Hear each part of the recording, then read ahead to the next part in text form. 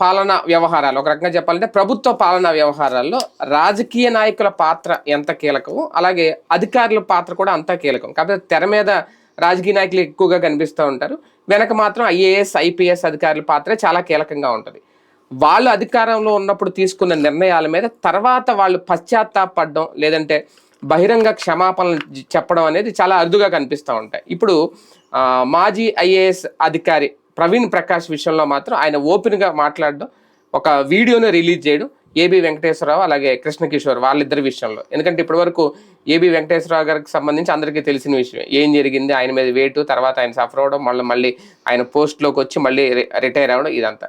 కానీ ఇప్పుడు ఈయన దానికి సంబంధించి ఒక వీడియో రిలీజ్ చేయడం, ఆయన ఒక రకంగా సారీ చెప్పడం, లేదంటే ఆ రియలైజేషన్ వెనక కారణం ఏంటి? ఒక ఐఏఎస్ అధికారి ఏ ప్రభుత్వంలోనైనా ఏ పాలకుడి దగ్గరైనా పనిచేసినప్పుడు, ఏ ప్రభుత్వ హయాంలో పనిచేసినప్పుడు అంత సఫర్ అవుతారా, అంత ఇబ్బందులు పడుతూ పనిచేసి తర్వాత రియలైజ్ అవుతారా? అంటే అందరూ ఇలా ఉండరు. ప్రవీణ్ ప్రకాష్ గారిని చూసినప్పుడు ఒక్కసారి ఐఏఎస్ అధికారుల వ్యక్తిత్వాల గురించి, వాళ్ళు పడే కష్టం గురించి కూడా ఒకసారి చర్చించుకోవాల్సిన పరిస్థితి ఉందేమో అనేది. ఇప్పుడు అసలు ఈ అంశం వెనక ఏంటి, ఏం జరిగి ఉంటుంది, ఇప్పుడు ఈయన రియలైజ్ అయ్యారా, లేదంటే నిజంగా ప్రతి ఐఏఎస్ అధికారి ఒత్తిడికి ఇలా గురవుతూ ఉంటారా? ఇది అంశం మీద చర్చించే ప్రయత్నం చేద్దాం. సార్, ఒక రకంగా ఒక మంచి అధికారులు ఎవరు ఐఏఎస్లు అంటే ప్రవీణ్ ప్రకాష్ గారి పేరు అయితే చెప్తూ ఉంటారు. ఇంతకుముందు ఆయన విద్యాశాఖకు సంబంధించి చేసినప్పుడు కానీ ఇలా కొన్ని డైరెక్ట్గా వెళ్ళడం ఇలాగ.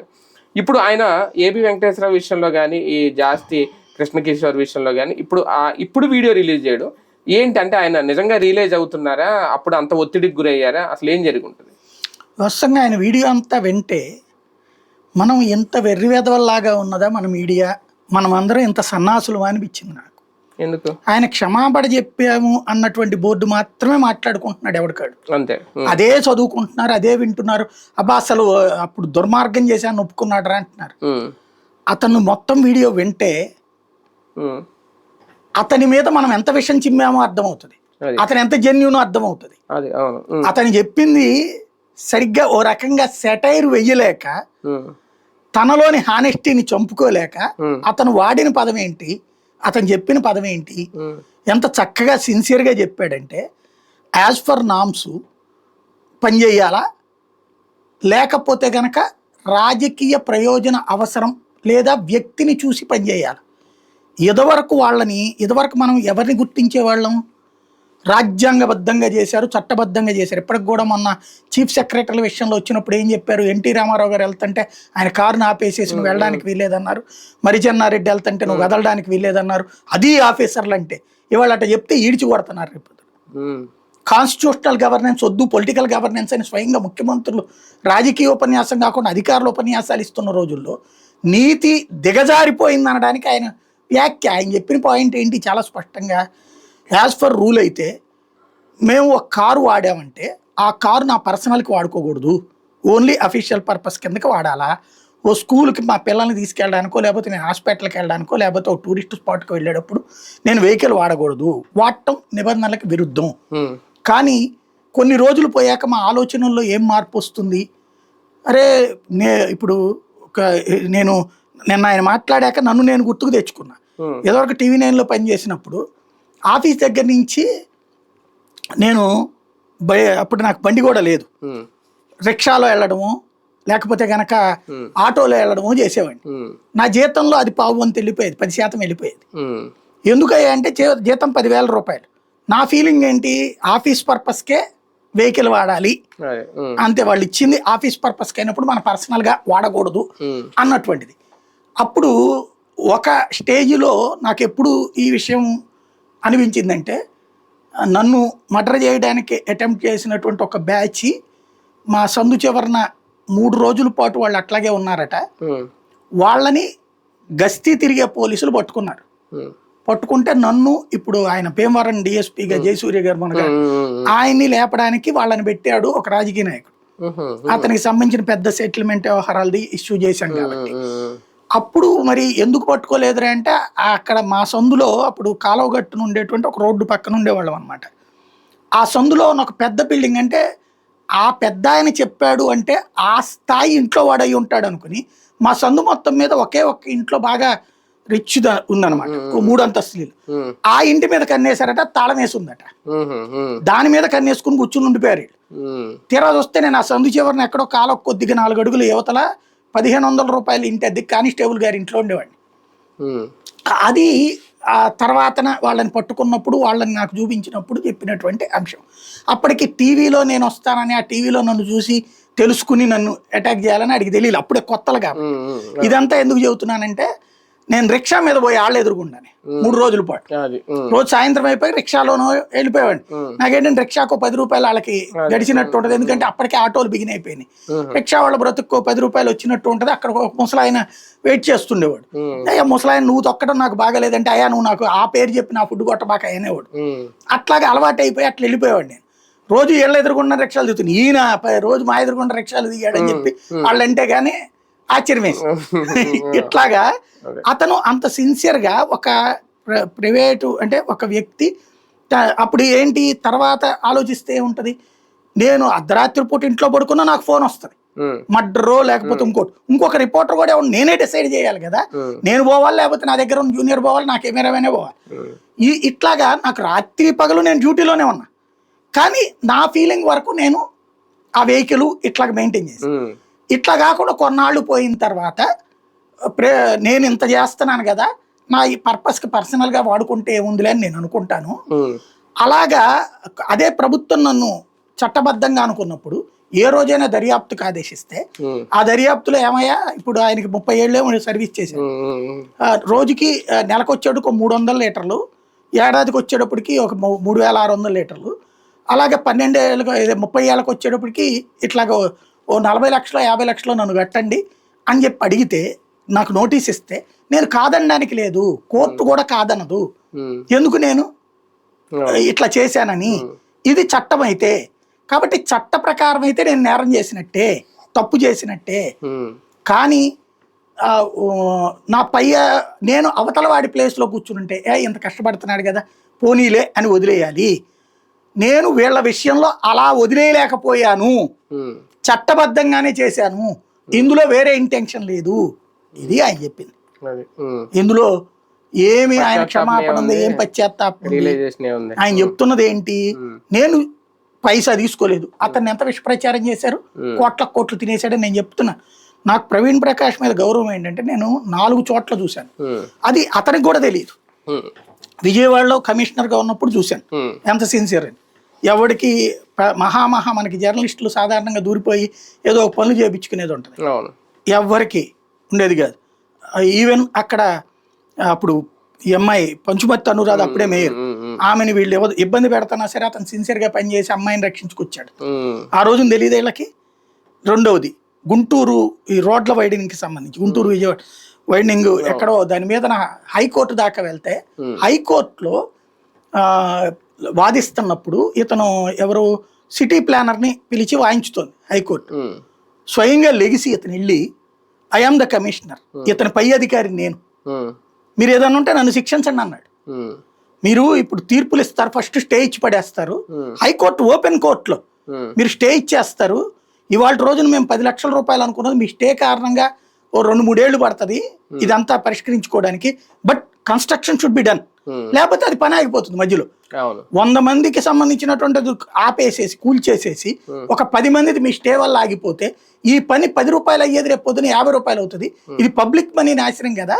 కాబట్టి నేను తీసుకున్నాను, ఏది మీరు కోర్టు స్టే ఇచ్చినా కోల్చమని చెప్పి ఆదేశించింది నేను, యాక్షన్ నా మీద తీసుకున్నాను అడిగాడు కోర్టులో. హైకోర్టు చాలా సీరియస్ అయిపోయి, ఇట్లాంటి వాడు ఐఏఎస్కి పనికిరాడు, అడ్మినిస్ట్రేషన్ మెయిన్ స్ట్రీమ్ అడ్మినిస్ట్రేషన్ పనికిరాడు, ఇతను తీసుకెళ్లి లూప్ లైన్లో పెట్టమని ఆదేశించింది. అంటే అక్కడ అతను ఏమని చెప్పాడు, సమాజం కోసం చెప్పాడు. అతనే లేకపోతే బెజవాడ గుంటూరు రోడ్లు వైడింగే ఉండేది కాదు, అతనే లేకపోతే బెజవాడ గుంటూరు రోడ్డు వైడింగ్ లేదు. అలాగే వైజాగ్ బీచ్ రోడ్డు సెట్ చేసింది అతను. నేవీ వాళ్ళతో మాట్లాడి ఆ లోపలికి ఇసుకంతా గ్రెడ్జింగ్ చేసి ఇసుకని తీసుకొచ్చి ఒడ్డుకు పోయిచ్చి ఆ ఆర్కే బీచ్ దగ్గర నుంచి ఆ ప్రాంతం అంతా సెట్ చేయించినోడు అతను. అలాగే నేను తర్వాత అతను ట్రాన్స్ఫర్ అయిపోయి వెళ్ళిపోయాక నేను నా ఛానల్లో జాబ్లో భాగంగా ఖమ్మం జిల్లా అడవుల్లోకి వెళ్ళినప్పుడు అక్కడ ఉన్నటువంటి కొండల మీదన, అక్కడ 8 కొండలు 9 కొండలు అట్టు ఉంటాయి, ఆ పైన ఒక్కొక్క కొండ మీద 15-20 మంది మాత్రమే కుటుంబాలు ఉంటాయి. ఆ చెంచులు ఈ సంబంధించినటువంటి వాళ్ళు ఉంటారు, గోండ్లు ఇట్లాంటి వాళ్ళు. వాళ్ళ బిడ్డలు చదువుకోవడానికి ఇతను అక్కడ ఐటీడీ ఆఫీసర్గా ఉన్నప్పుడు టీచర్లను అపాయింట్ చేశాడట. నాకు ఇతను చెప్పలా, అక్కడికి వెళ్ళినప్పుడు అక్కడ టీచర్ పాఠాలు చెప్తున్నారు. ఇక్కడ దాకా ఎట్లా వస్తున్నారంటే గతంలో ఐటీడీ ఆఫీసర్గా ప్రవీణ్ ప్రకాష్ చేసిన టైంలో ఈ కొండలన్నీ ఎక్కాడు ఆయన. ఇక్కడ స్టడీస్కి సంబంధించి ఇబ్బంది అవుతుందని గమనించారు. ఇలా కిందకు వచ్చి చదువుకోమంటే చదువుకోవడానికి రోజు కిందకి ఎక్కడ వస్తామన్నారు. పోనీ పైన చెప్దామంటే ఇక్కడ మాలో చదువుకున్నటువంటి వాళ్ళు ఎవరూ లేరు, కాబట్టి మీకు స్టడీస్ చాలా ముఖ్యం, మీ జీవితాలు ముఖ్యం అన్నటువంటిది అతను చెప్పుకొచ్చి వాళ్ళకి అక్కడ 2 టీచర్లు మళ్ళీ 15 రోజులు అక్కడ ఉంటాడు, 15 రోజులు సెలవు, మళ్ళీ 2వ టీచర్ 15 రోజులు, వాళ్ళకి ఎగ్జామ్స్ మాత్రమే కిందకు వచ్చి రాయాలి లేదా అక్కడే రాయమన్నాడు. తద్వారా ఎంత ఇనిషియేటివ్ తీసుకున్నట్టు అలా తర్వాత పెద్ద పెద్ద ఇంజనీర్లు డాక్టర్లు అయిన వాళ్ళు ఉన్నారు అక్కడ అట్లా చదివినటువంటి వాళ్ళు. అంటే అతను ఎంత ముందు చూపుతూ ఆలోచించాడు. అది నేను అక్కడ స్టోరీ చేసినప్పుడు తెలిసింది. ప్రవీణ్ ప్రకాష్ ఇక్కడ చేశాడా ఐటీడీఏకి చేశాడా నాకు తెలియదు, వాళ్ళు చెప్తే గాని. అట్లాగే వైజాగ్లో నేను చూసా. నేను అప్పుడు రాజశేఖర రెడ్డి సీఎంగా ఉన్నప్పుడు అసెంబ్లీలో నాగం జనార్దన్ రెడ్డి ఏమో విషజ్వరాలతో చచ్చిపోయారని స్టేట్మెంటు, రోసి ఏమో ఎవరు విషజ్వరాలతో చచ్చిపోలేదు అన్నట్టు స్టేట్మెంట్ అసెంబ్లీలో రచ్చరచ్చ నడుస్తుంది. ఆ టైంలో నేను టీవీ9లో ఉన్నప్పుడు నేను విజయవాడలోనే ఉన్నాను. బట్ నాకు అడిషనల్గా అప్పుడు జాఫర్ సెలవు మీద ఉంటే నన్ను పంపించారు అక్కడికి. అలా ఇంట్లో ఏదో ప్రాబ్లం వస్తే వెళ్తే నన్ను పంపించారు. నేను ఆ కొండ మీదకి వెళ్ళిన తర్వాతన నేను అబ్జర్వ్ చేసింది ఏంటంటే తిండి లేదు వాళ్ళకి, జ్వరాలు కాదు అది వాస్తవంగా చెప్పాలంటే. ఈ నెల రోజుకి 30 రూపాయల పని, అది కూడా నెలలో 10 రోజులే. పనస తొనలో ఒక రోజు, పనస తొక్క ఒక రోజు, పనస పొట్లు ఒక రోజు, ఇట్లా తిని బ్రతికేసేటటువంటి దాంతో పాటు వాటర్, సేఫ్ డ్రింకింగ్ వాటర్ అంటే ఒక తొట్టి కడతారు. కొండ మీద వచ్చినటువంటి నీళ్లు తొట్టులోకి వస్తే ఆ తొట్టుకు ఒక గుడ్డ కట్టి ఆ గుడ్డలో నుంచి 2వ తొట్టులోకి వచ్చి ఆ 2వ తొట్టులో నుంచి దాంట్లో బ్లీచింగ్ వేసి 3వ తొట్టులోకి నీళ్ళు వచ్చి అవి పట్టుకుని అదే safe drinking water. Safe drinking water పూర్తి అయిపోయిందని రికార్డులో చూపెడుతుంది ఐటీడీ. బట్ అక్కడ జరిగేటటువంటి సేఫ్ డ్రింకింగ్ వాటర్ అంటే ఇదే, అంతే తప్పించి కింద నుంచి వాటర్ ప్రాజెక్టులు పైకి వెళ్ళి నీళ్ళు ఇచ్చేవి కాదు అక్కడ. అది నేను అప్పుడు అబ్జర్వ్ చేసింది. ఆ నీళ్లు అది చూస్తే ఎర్రగా కనబడుతున్నాయి, ఆ నీళ్లు అవి తాగుతున్నారు. ఇది తిని అది తాగి కడుపు తేడా వస్తే హాస్పిటల్కి వెళ్దామంటే డాక్టర్ ఉన్నాడు, కింద దాకా వెళ్ళాలంటే డోలీలు పట్టుకుపోవాలా, లేదా ఓపికలు ఉండవు. చివరికి అక్కడ ఏఎన్ఎంలో అడిగితే ఈ జ్వరాలకి వాడే మందులో లేకపోతే కడుపు నొప్పికి వాడే మందులో పవర్ఫుల్ మందులే ఉంటాయి, అందులో డౌట్ లేదు, అవి ఇస్తున్నారు. అవి వేసుకుని చచ్చిపోతున్నారు వాళ్ళు. ఇట్లాంటిది అప్పుడున్నటువంటి గిరిజన హెల్త్ ఆఫీసర్ 5,800 మంది చచ్చిపోయారు 6 నెలల్లో అని చెప్పేసి ఇచ్చినటువంటి నివేదిక, డిఎంహెచ్ఓకి పంపించిన నివేదిక కాపీ ఒకటి నా చేతికి ఇచ్చారు అక్కడ ఉన్నటువంటి ఆంధ్రప్రభ రిపోర్టర్. వాళ్ళ పేపర్కి పంపించిన వాళ్ళకి అది అవగాహన రాక రాసుకోలేదు వాళ్ళు. అది నాకు ఇచ్చాడు అక్కడ ఉన్నటువంటి ఆంధ్రప్రభ స్టెంగర్, ఇప్పుడు ఎలక్ట్రానిక్ మీడియాలో చేస్తున్నట్టున్నాడు అక్కడ. అది చూసి నేను దాన్ని పట్టుకుని పెద్ద ఎత్తున ఇష్యూ చేసిన తర్వాత ప్రవీణ్ ప్రకాష్ ఫోన్ చేశాడు. నాకు ఆయన చేయడం ఏంటి, అసలు మామూలుగా అయితే ఆయన ప్రెస్తో మాట్లాడేది తక్కువ అనమాట. నాకు ఫోన్ చేస్తే మీరేంటి సార్ అంటే, నేను ఇప్పుడు వైజాగ్ కలెక్టర్ కదా, నాకు ఐడియా లేదు, ఎందుకంటే నేను వైజాగ్ చూడట్లేదు కదా. ఈ 5 జిల్లాలకు సంబంధించిన కలెక్టర్లు వీళ్ళది ఐడియా ఉంది, కానీ ఆయన వైజాగ్ కలెక్టర్ చేస్తున్నారు నాకు ఐడియా లేదు, పట్టించుకోలేదు. అంటే నేను అది ఎంతసేపటికి అప్పుడు ఫీల్డ్లో తిరగడమే కదా, పర్టికులర్గా ఉండేది కదా. నా పరిధిలో ఉన్నటువంటి ఐఏఎస్లు ఎవరు, ఐపీఎస్లు ఎవరు ఇలాంటివి చూసుకునేవాడిని, కానీ వేరే జిల్లాలు వేరే రాష్ట్రాలు ఇట్లాంటి ఐడియా ఉండే అలా పట్టించుకునేవాడిని కాదు. నేషనల్ ఇంటర్నేషనల్ కూడా అప్పుడు నాకు పెద్ద ఇంట్రెస్ట్ ఉండేది కాదు, ఇయే ఎక్కువ ఉండే. అప్పుడు ఏంటి అసలు ఒరిజినల్గా నేనేం చేయాలన్నారు. సరే ఇది ప్రాబ్లం అన్న, ప్రాబ్లమే చెప్పా నేను. 2వ రోజు పొద్దునికి నాకు అక్కడ ఉన్న నాకు ఈ లెటర్ ఇచ్చిన కుర్రోడు ఫోన్ చేశాడు. సార్ వాటర్ ట్యాంకులు వచ్చినాయి సార్, బియ్యం వచ్చినాయి సార్, కూరలు వచ్చినాయి సార్ అని చెప్పేసి. నేను చెప్పింది ఇట్లా ఆహారానికి సఫర్ అవుతున్నారు వాళ్ళు, బియ్యం డబ్బులు లేవు వాళ్ళకి. ఇది అంటే రాత్రికి రాత్రి వాటర్ ట్యాంకర్లు వెళ్ళి కరెక్ట్గా ఆ దెబ్బతో ఆ పాడేరు ఆ ఏజెన్సీ చరిత్రలో అతి ఎక్కువ మరణాలు జరిగిందప్పుడే, అలాగే కంట్రోల్ అయింది ఆ తర్వాతనే. అప్పుడే ఇతను కొత్త సిస్టమ్ తీసుకొచ్చాడు, ఫుడ్ బ్యాంక్ సిస్టమ్ అని. ప్రభుత్వం 50 బస్తాలు 100 బస్తాలు బియ్యం అక్కడ ఉంచేస్తుంది. వీళ్ళకి అక్కడ కనుక బియ్యం లేకపోతే ఆ బియ్యం వాడేసుకోవచ్చు. వాడేసుకుని మళ్ళీ వీళ్ళకి పని వచ్చినప్పుడు ఆ డబ్బులు వచ్చినప్పుడు ఆ బియ్యం జమేస్తారు, రేషన్ వచ్చినప్పుడు. అట్లాగా అలాంటి ఒక చక్కటి సిస్టమ్. ఇది ఎవడు ఆలోచిస్తాడు? ముఖ్యమంత్రి జెన్యూన్ గా అద్భుతంగా చేయించాడు, ప్రజలకి చెయ్యాలి.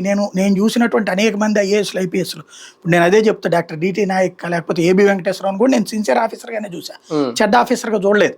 నేను అప్పుడు ఏబి వెంకటేశ్వరరావు గారు అప్పుడు కూడా చెప్పాను, సిన్సియర్ ఆఫీసర్, ఆయన మీద నెగిటివ్ అంటున్నారు, పెద్ద పెద్ద రౌడీల్ని బొక్కలో దోసినోడు విజయవాడలో అన్నటువంటి.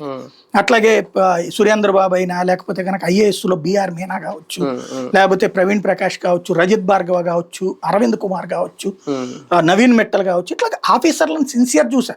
నాకు ఇప్పుడు వాళ్ళల్లో కొంతమందిని చూసి కరప్షన్ కేసెస్ మీదనంటే నాకు బాధేస్తుంది. అది వాళ్ళు మారారా అంటే తర్వాత అబ్జర్వ్ చేస్తుంటే కనబడుతుంది ఏంటంటే ప్రభుత్వం చెప్పినట్టు చేస్తారు వాళ్ళు.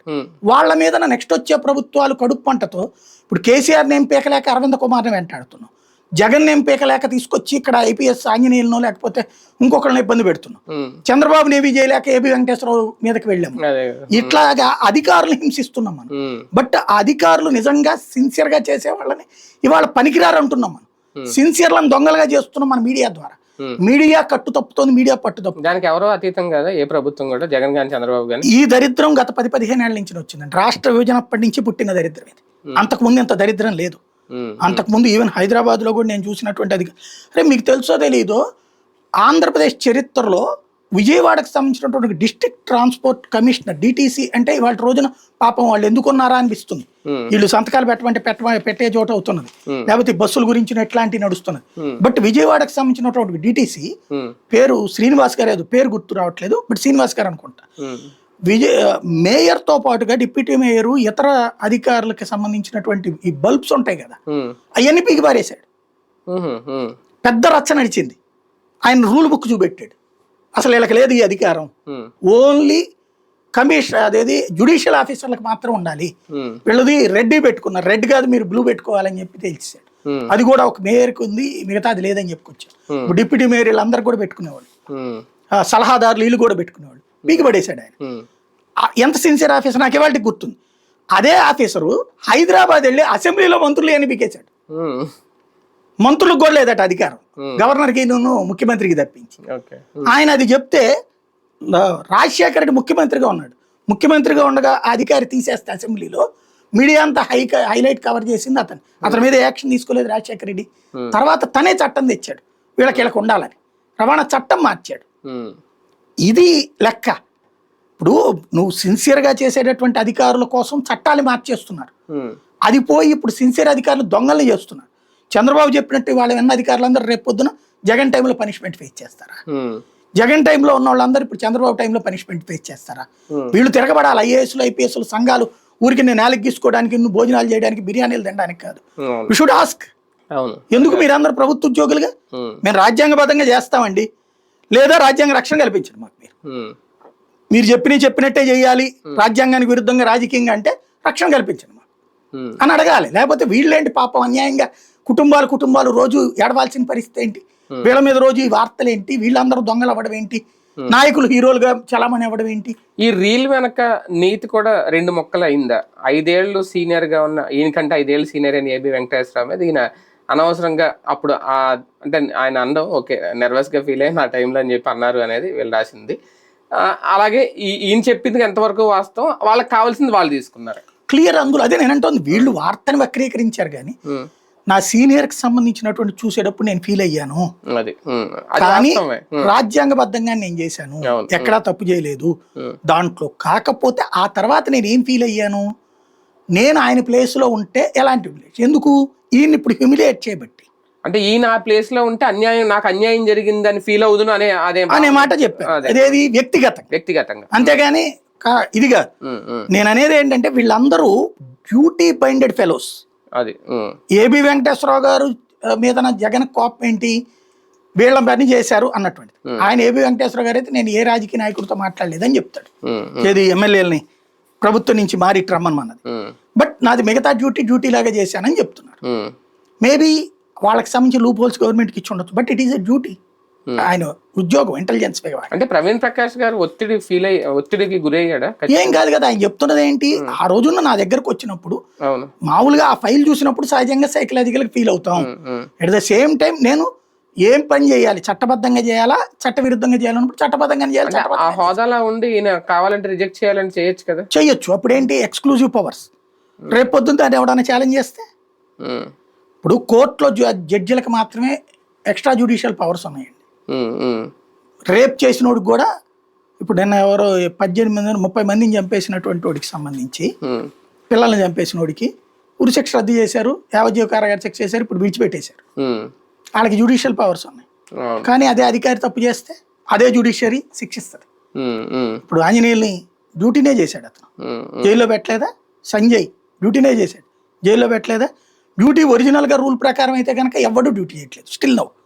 ఇవాళ అధికారులు రాష్ట్ర విభజన తర్వాత 2 తెలుగు రాష్ట్రాల్లో అధికారులు వాళ్ళ డ్యూటీ వాళ్ళని చేయనియట్లేదు రాజకీయ పార్టీ. అదే కదా.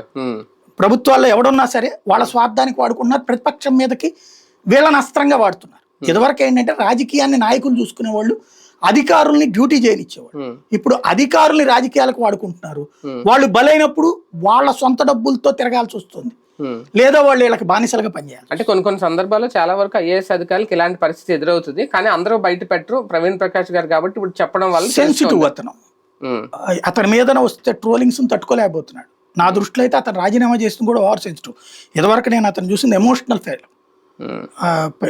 ఈవెన్ ఈ వీళ్ళు ధారణ చేస్తే ఒక కమిషనరు కార్పొరేషన్ మీటింగ్ బాయ్కాట్ చేసి వెళ్తాడా?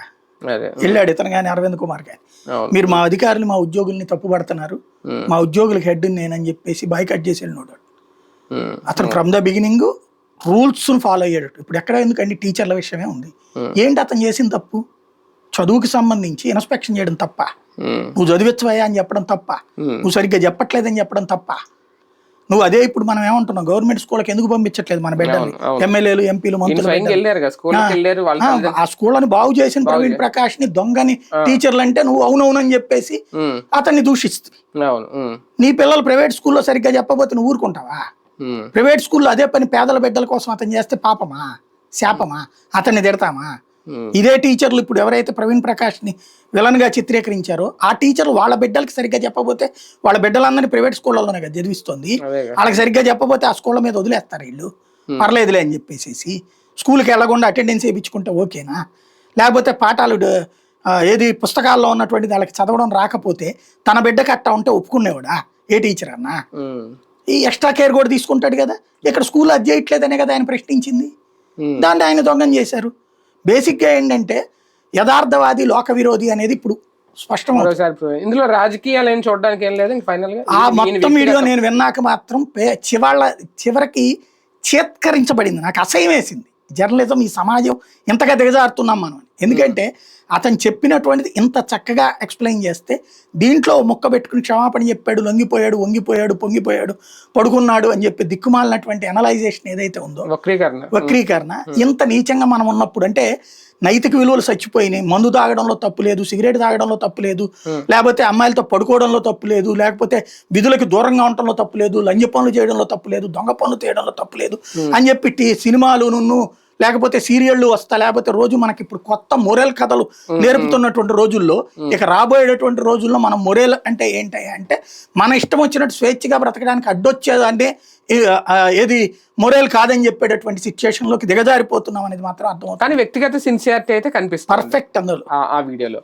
రైట్. ప్రవీణ్ ప్రకాష్ గారి గురించి ప్రత్యేకంగా చెప్పాల్సిన అవసరం అయితే లేదు. ఆయన ఒక సిన్సియర్ అధికారి అనేది అందరికీ తెలుసు. కాకపోతే ఆయన నర్వస్ గా ఆ టైంలో ఫీల్ అవడం, ఇంకా ఫీల్ అవుతున్నారు అనేది ఆ రియలైజేషన్ కోసం అయితే ఆ వీడియో తీశారండి. కాకపోతే ఇందులో దురదృష్టకరమైన అంశం ఏంటంటే దాన్ని వక్రీకరించుకొని ఎవరికి నచ్చినట్టు వాళ్ళు అనువదించుకోవడం, దాన్ని తగ్గట్టు రాసుకోవడం అనేది ఇంకా రాజకీయాలకి ప్రస్తుతం ఉన్న మీడియాకు ఒక పరాకాష్ట అని చెప్పుకోలేము.